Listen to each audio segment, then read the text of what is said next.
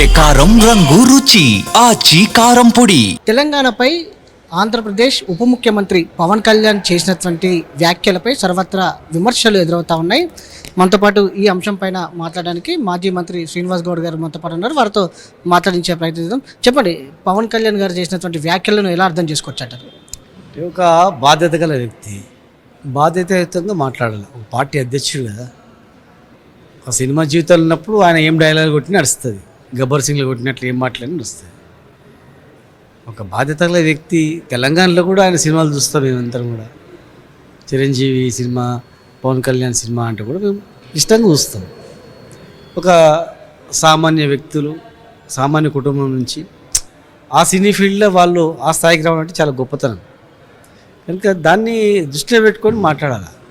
ఈ ప్రాంతంలో ఉంటూ ఈ ప్రాంతంలో సినిమాలు ఆడితే 100 రోజులు ఆడి, ఈ ప్రాంతంలో సినిమాల్లో డబ్బు సంపాదించుకొని, ఈ ప్రాంతంలో ఆస్తులు సంపాదించుకొని, ఆస్తులు కూడా పెట్టుకొని, ఇలా ఈ ప్రాంతం కళ్ళు బాలేవంటే ఏమన్నా అర్థం పర్థం నేను మాట్లాడి అవగాహన రహిత్యంగా మాట్లాడినట్లు ఉంటుంది. అది ఇంకా పెద్ద మనసు చేసుకొని వెంటనే ఈ ప్రజలకు క్షమాపణ చెప్పాలా. ఎందుకంటే రాజకీయంగా కూడా ఏముంటుందంటే ఆయన తెలిసి అన్నాడా తెలియకన్నాడా కావాలన్నాడా అనేది చూడరు ఎవరు కూడా. దీన్ని ఒక ప్రాంతానికి ఈయన ఇంత అహంకారంగా మాట్లాడతారు అనేటువంటి పరిస్థితి వస్తుంది. రాజకీయంగా అక్కడ కూడా ఈయన ఎంతమంది శత్రువులు ఉన్నారు, ఎంతమంది మిత్రులు ఉన్నారు అనేది ఉండదు కదా. ఎవడు అందరు మిత్రులాగానే కనబడతారు. దొరికిండ్రా అని చెప్పి ఇంకా ఎక్కువ బంధనం చేయడానికి కూడా అవకాశం ఉంటుంది. ఎదగాల్సిన నాయకుడు కదా, ఇంకా ఎదగాలనేటువంటి తరుణంలో ఇలాంటి అనవసరమైన మాటలు మాట్లాడడం అనేది తప్పు కదా. మరో పక్క నిన్న ఒక్కసారిగా కాంగ్రెస్ పార్టీకి చెందినటువంటి నాయకులు, మంత్రులు ఇదే అంశం మీద మాట్లాడారు. దాదాపుగా వారం 10 రోజులైన తర్వాత దీన్ని ఎట్లా చూడొచ్చు అంటారు? సరే, వారం 10 రోజులు అయినా కానీ ఇప్పుడు తెలిసినాక మాట్లాడచ్చు, అది క్వశ్చన్ కదా. అక్కడ ఆయన మాట్లాడింది వాస్తవమా కాదా, ఆయన మాట్లాడింది మంచిగా కరెక్ట్ అనేది ఆలోచన చేయాలి. అది తప్పది. సరే, వాళ్ళు స్పందన గవర్నమెంట్ తరఫున లేట్గా స్పందించవచ్చు.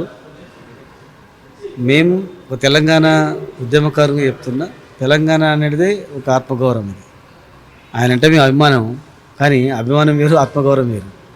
ఇట్లా మాట్లాడడం వల్ల నష్టమే వస్తుంది. ఆయన ఆంధ్రలో బాగా మాట్లాడినామని చెప్పాను, లాభం అవుతుందా? శభాష్, ఎంత బాగా మాట్లాడినా తెలంగాణలోని. ఆంధ్రలో ఉండేటువంటి సగం మంది కోటీశ్వర్లు ఉండేదంతా తెలంగాణ, హైదరాబాద్లోనే కదా. మేమేమైనా ఆంధ్ర తెలంగాణ అయినా భేదాలు చూపించినామా? వాళ్ళు అన్ని భేదాలు, గుడ్లకాడ భేదాలు చూపిస్తారు, అక్కడ అన్ని భేదాలు చూస్తారు. మేము ఎవడైనా వస్తాం, అక్కడ కోనసీమ చూసినాం. ఎవడన్నా తెలంగాణ అడగని 100 మంది నాడు ఒక్కడు కూడా చూడలే. 100 హైదరాబాద్లో ఉన్న వాళ్ళు కొంతమంది చూడవచ్చు, ఇంకా కొంతమంది అక్కడ భీమవరం అట్లా సంక్రాంతి పండుగ వస్తే కోళ్ళ పందేలకు దానికో దీనికి పోతారు లోపలికి. అంత తప్ప ఎవరు పోతారు అక్కడ? ఎవరు పోరు. మాకంతా ముడిపడి ఉన్నది ఓన్లీ తిరుపతి. మాకంతా తిరుపతి దేవుడే. అంతే. అక్కడ కూడా మాకు తెలంగాణ మంత్రులకు, తెలంగాణ ఎమ్మెల్యేలకు, వాళ్ళ ఎమ్మెల్యేలకు వ్యత్యాసాలు చూపిస్తూ ఉన్నారు. మళ్ళీ ఇట్లా మాట్లాడడం అనేది 2 వర్గాల మధ్యలో కొట్లాట, ప్రజల మధ్యలో కొట్లాటలు వస్తుంది. ఆయన కూడా మంచిది కాదు.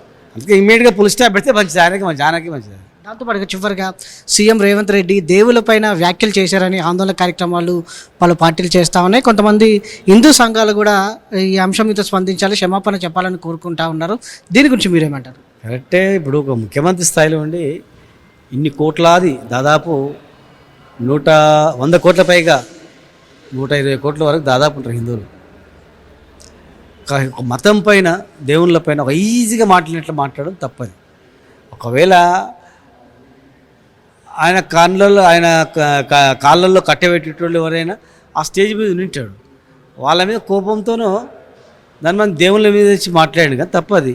డైరెక్ట్గానే మాట్లాడాలి, లేకపోతే ఇండైరెక్ట్గా ఇంకా వేరే రూపకంగా మాట్లాడాలి తప్ప దేవుళ్ళను ఈజీగా కించపరిచేట్లు, హిందువుల మనోభావాలు దెబ్బతింటట్లు అట్లా ఈజీగా మాట్లాడడం అనేది తప్పది.